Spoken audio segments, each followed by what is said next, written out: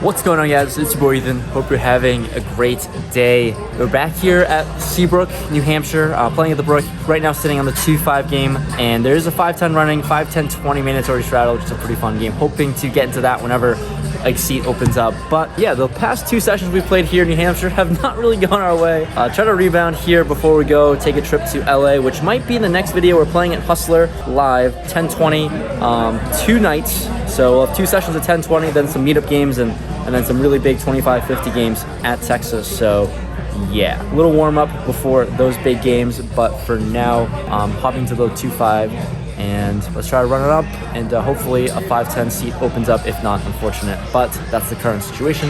Let's try to run it up. If you're watching this channel and haven't subscribed yet, that button's free. What's also free is the like button. Helps the channel grow, and you know, all the support on this channel has been incredible, and I can't really thank every single one of you enough for just watching, so thank you for that, and let's just try to win some money this time. Off to this 2-5 here at the Brook. First hand in, ace-7 of diamonds in the small blind. There's an unknown player who limps, a low jack raised to $25. The button makes the call, and onto us here. It's certainly a playable hand, and since it's 2-5, stacks are a little bit more shallow. I decided to just make the call for 25 here. The big blind and under the gun player come along as well, so we've got a friendly multi-way flop. The flop comes 10-9-6, 2 clubs and a diamond. We've got a gutter to a straight and a backdoor flush draw. I check, and action ends up checking around. When the turn comes, the queen of diamonds. Pretty nice, as we do improve to a combo draw now. I'm first to act, and I decide to check. Now onto this low jack player who puts in a delayed c-bet of $40. When the button makes the call, and onto me, I'm certainly priced in to call and just see a river card pretty cheaply, but I want to put myself in the best position to win this pot, especially we're out of position. So I think the best way to do that is to check raise and size up to $250. If we get called, I think we can comfortably just apply pressure on the river. If we break out or if we improve, then we can get value. So I size up to $250, and to my surprise, everyone folds. This button player ends up folding ace-queen face up. So we take a pretty credible line at a strong hand, and we even get to fold out top pair and top kicker. In the second hand here, we have queen jack offsuit in the cutoff. I decide to open it up to $20, and we get the button and small blind to call. We're off to a flop, which is king 10-8, 2 hearts, open-ended here, and a backdoor heart draw. I decide to bet out pretty small to $15. Now the button player decides to raise it up to $75, and he doesn't have a lot behind. The small blind gets out of the way, and we've got a good enough hand to go with it with open-ended, and he's got about $200 in his stack total, so we can certainly just fold this one. But what's better and more fun is riding the variance and ripping it all in for about $125 more, so $200 total. When I announce all in, he obviously just makes the call for not that much more, so we're off to a run-up.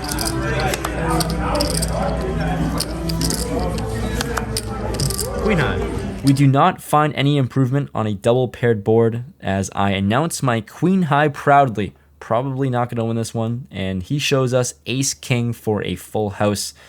Not going to win against that hand, but a little bit surprised, as he did end up just making the call pre-flop, but his play here ends up working, and he doubles up. There's no shortage of action here in this 2-5 table, and no shortage when we pick up ace queen offsuit in the big blind. There's an unknown player who decides to open it up to $20. Action folds to me. He's only starting with $300, and I've seen him play a lot of hands, so good candidate to put in a re-raise. I 3-bet to $80, and for $60 more, he makes the call.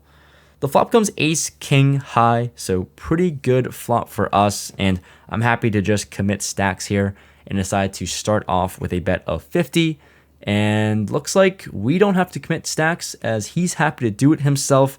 He rips it all in, and it's an easy snap call for us when we're off to a run out.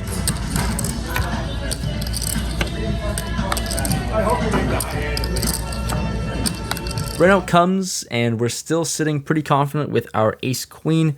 He shows us ace 9 offsuit. Our queen kicker will play, and we're going to scoop this pot up.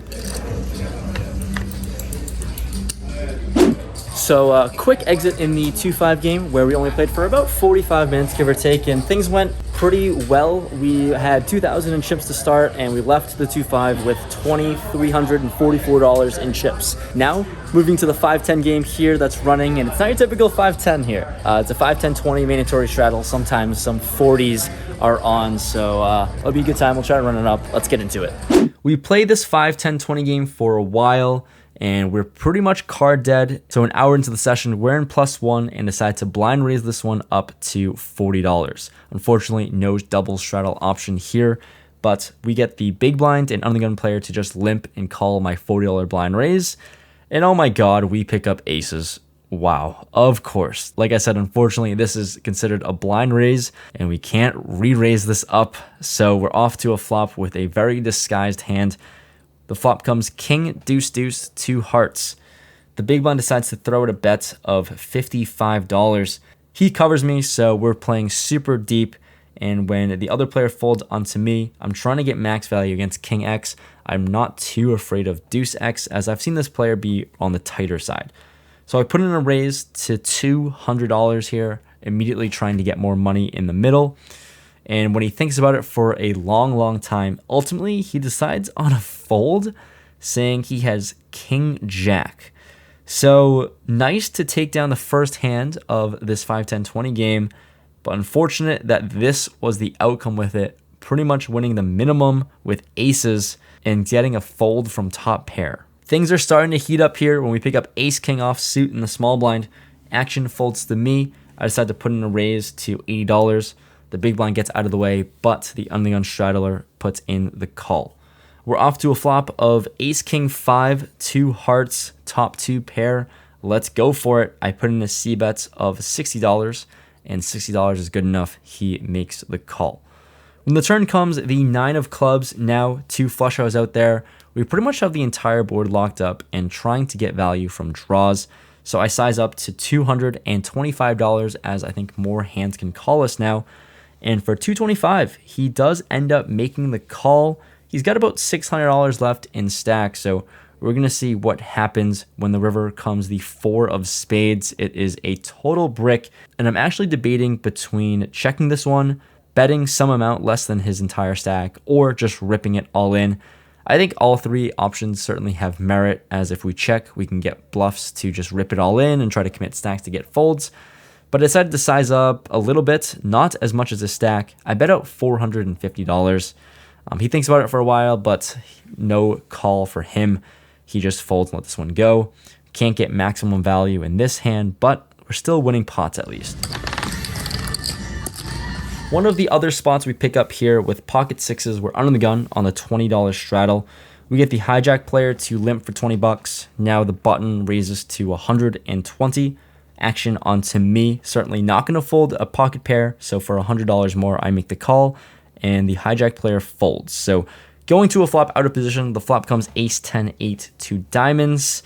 Unfortunately with an underpair, not a board that we can continue with, so I check. He bets out $120, about half pot, and I'm going to be out of this one and fold. Just wanted to show this one, as it's one of the many boring hands that you're really easily able to bleed money with. So we're just riding the variance, playing 5-10-20, trying to find some more interesting spots to chip up. In the next spot, we pick up queen 4 of clubs in the big blind. Like I said, we've been pretty card dead so far. Action ends up folding to the small blind, who puts in a raise to 60. We're in position of this player, so we're suited cards as well. I make the call with queen 4 suited. The under the gun player comes along and calls as well, which isn't ideal, but we're going to have to navigate a flop with a suspect holding. The flop comes 9-4-3, 2 hearts. The small blind continues with a bet of $125. With middle pair here, you can't really ask for too much more, I don't think. I'm going to make the call for $125, but when the under the gun player actually comes along as well, a little bit suspicious of the strength of his hand. It seems like a pretty strong line overall to overcall on this board, so I am going to play this a little bit more cautiously moving forward. We're off to a turn 3 ways. The turn comes in 8. The small blind now decides on a check. Here, pretty much just planning to give up given the action. I check, and to my surprise, this under the gun player actually checked this one back. So feeling a little bit better about my pair, but not too confident that we're going to win this one. The river comes a 5, and again, just not feeling too comfortable. 6-7 gets there with the straight, even though the hearts do miss. We'll see what happens, but small blind checks, I check, and the other player actually ends up checking. The small blind's first to show, and he shows us king high with king queen of hearts, so at least we know we can beat that. I show the queen 4, pair of 4s, and slowly the unknown player ends up mucking. So pair of 4s and a dream. We're happy to take down this pot, and there we go. Just my lucky number. Pair of 4s, number 4s. We're taking this pot down. After winning with a pair of 4s, we pick up 4-5 of diamonds, so once it contains a 4 in hand, you know we're going to play this one. We're in the cutoff, and the hijack opens it up to $50, and I think that's a little too little for us. I'm going to put in a 3-bet here with a very fun hand to play to $150. Right off the bat, immediately, the button next to act makes the call, folds around to the hijack, who calls as well. So still, the 3 same players from last hand are in this hand. We're off to a flop. The flop comes 9, 6, 7. Oh yeah, that's right. The open-ended straight flush draw. It's a monster flop for us, and when the hijack checks to me, as strong as our draw is, it's not that great as any 8 completes a higher straight than us. So although it's definitely not a nutted flop, we're definitely going to put money in. I decide to start with a bet of 225. The button gets out of the way and onto this hijack player who thinks 225 is just not enough. He check raises to a huge sizing to $1,100. And I look at his stack. He's only got 2,300 behind. So if I make the call for 1,100, he's going to have less than a pot size bet left. So it pretty much just handcuffs me to only ripping it all in or folding. And with our open-ended straight flush draw, this is a perfect time to gamble. I decide to rip it all in. It's about $3,300, and I'm not expecting a fold out of him after his large check raise, but I didn't expect a snap call. So looks like he also really liked this flop as well. So we're off to a run out with over $7,000 in the middle. We have an open-ended straight flush draw. Let's try to hit our outs, but before we do that, give us some luck by hitting that like button and hitting that subscribe button if you're new to the channel. All right, let's try to do it. The turn comes and brings us immediate help as we improve to a flush. The river is a total brick, and this player shows 10-8 for the flopped nuts and straights. And just like that, we arrive into Suckout City, population us. We scoop a fat $7,000+ pot our way, flopping the open-ended straight flush draw, and we get there and suck out against the flopped straight, the flopped nuts. Only way to do it is to suck out. I'm happy this hand happened. So after scooping a massive pot our way, 3 deals later, we pick up ace queen of spades in +1, and I'm going to open things up to $75. The big blind makes the call as it folds around to him, and now the unknown player to my right, who I just stacked, he is tilting pretty hard and decides to insta rip it all in for $1,280 total. Considering it's 5, 10, 20, it's only 60-ish big blinds, and he's been tilting hard since we sucked out on him with the 4-5 of diamonds. So certainly could be jamming quite light with ace queen of spades. I think it's pretty close between a call or fold, and when it's close, you know I like calling, and especially against someone who might be tilted. Let's go for it. Let's give some action and gamble it up. I make the call. The big blind player ends up folding, and we're off to a run out. I have an ace. This player shows the ace of hearts, so given the action, I think I'm actually pretty confident that I'm ahead given the dynamics. And when the flop gives us 2 spades, I just show my cards face up. Unfortunately, the turn and rivers do not improve us, and somehow, some way, he actually shows us ace king. And ace king high is going to win a $2,600 pot. So he gets a little bit of a rebate after our suck out. I mean, we can't win every single time we're behind, right? And for one of the last interesting hands of note, I mean, it's been action city so far. We pick up ace queen offsuit. This time we're in +2. The player on my right decides on a limpy poos, and a limpy poos isn't going to work in this hand. I put in a raise to $100. Action folds to the under the gun straddler. He calls for 100, and +1 limper calls as well. So going to a flop of ace 8-5 rainbow, action checks to me, and on this relatively dry board, top pair and good kicker, I put in a bet of $100, and only the under the gun player decides on a call. So we're off to a turn, which is the 5 of clubs, brings in 2 clubs on board now, and this player has about $600 left in his stack, and I'm certainly trying to get it all in on the river. So when he checks to me, I think the best way to get it all in is to start with a bet of 225, pretty much sizing up for a river shove, and for 225 he makes the call, so feeling pretty confident with my hand. The river comes the ace of clubs now, so pretty gross as I feel like we're chopping a lot against ace X holdings. The flush did complete, which is pretty inconsequential, but when he checks for a third time, I don't think an all-in is going to do the trick. I want to milk in some like 8x holdings to make the call, or maybe even king high somehow if he floated all 3 streets. So I put in a bet of 125. It's just super tiny. He ends up check raising for all in, and when he jams, I just know we're going to be chopping it almost 100% of the time. So I call here, pretty frustrated at the situation. He indeed, of course, shows us the ace 6.